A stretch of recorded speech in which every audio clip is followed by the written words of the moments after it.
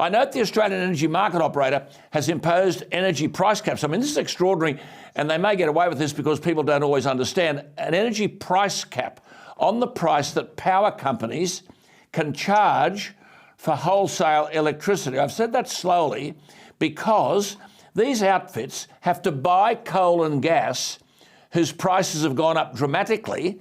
So if there's a price cap on what the power companies can then charge for the end product, wholesale electricity, that might reduce the burden for the consumer, but the power companies are losing money selling power. The mess gets worse, Daniel. It does get worse. And we've effectively had the nationalisation of our energy grid with these price caps being put in place. And you're 100% right, Alan. We've seen coal and gas prices go up. Now, a big part of that is because we put so many restrictions on our ability to get these resources out of the ground. Again, this is not an accident. We know where the coal and gas is. We know how to get it. We know it's economic for us to do so. But governments on both sides at the state and federal level make it impossible for companies to come in and to be able to get those resources out of the ground in order to be able to get the supply onto the market. So this is all avoidable, all the product of human agency. The other key point, Alan, and you mentioned the Tomago smelter, which was forced to curtail its operations. That was also the case with the Alcoa smelter in Victoria. This is a real risk to our national sovereign manufacturing capability. If we can't keep our manufacturing sector going, if we can't keep our industrial hubs going 24/7 in the Asia-Pacific region, remember, we're in a hostile part of the world. It's becoming more uncertain. We've seen the consequences of Russia invading Ukraine, the vulnerability of Western Europe, given their energy supplies. We have the potential to avoid this fate.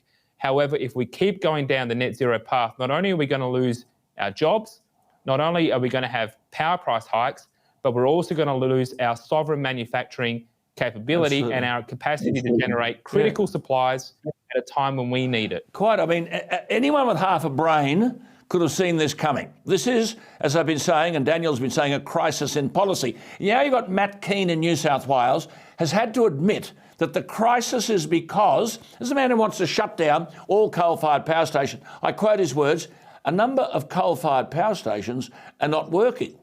But as you've been saying, Daniel, and I've been saying, the real crisis is public policy. Owners of coal-fired power stations, central to our nation's wealth as providers of cheap and abundant energy, the owners have been abused, they've been threatened, they've been warned that they've got no future. Why would they continue to invest? And you've said, relying on AEMO, Energy Market Operator, to force power generators to run at a loss simply to keep the lights on is no way to run a first world energy market and economy. My God, is there any hope that someone in government will wake up to this? I think there is hope, Alan. There's always hope. And the reason for that is we can see what's happening. I mean, real Australians know what's going on. You know, mainstream Australians understand the issues that are at stake. It's the political leaders that need to catch up.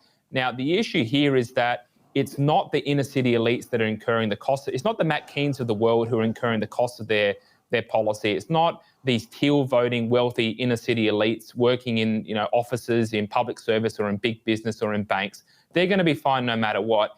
It's the Aussie battler. It's the struggling mainstream Australian in the outer suburbs that are going to struggle with their power bills. They're going to lose their jobs and losing their local communities. They are the Australians who are incurring the costs of this.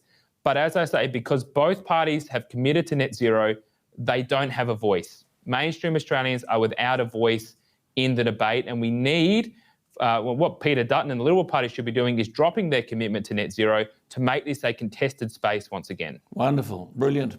And to our viewers out there, can I say on behalf of Daniel and people like Mark Latham too and Matt Canavan, if you're counting on renewables, we have to educate the public if that is our energy future. As we've been saying, you can count on blackouts and price hikes going through the roof. As I've been saying and you've been saying, Daniel, you can't have renewables and reliables. You want one or the other, it can't be both.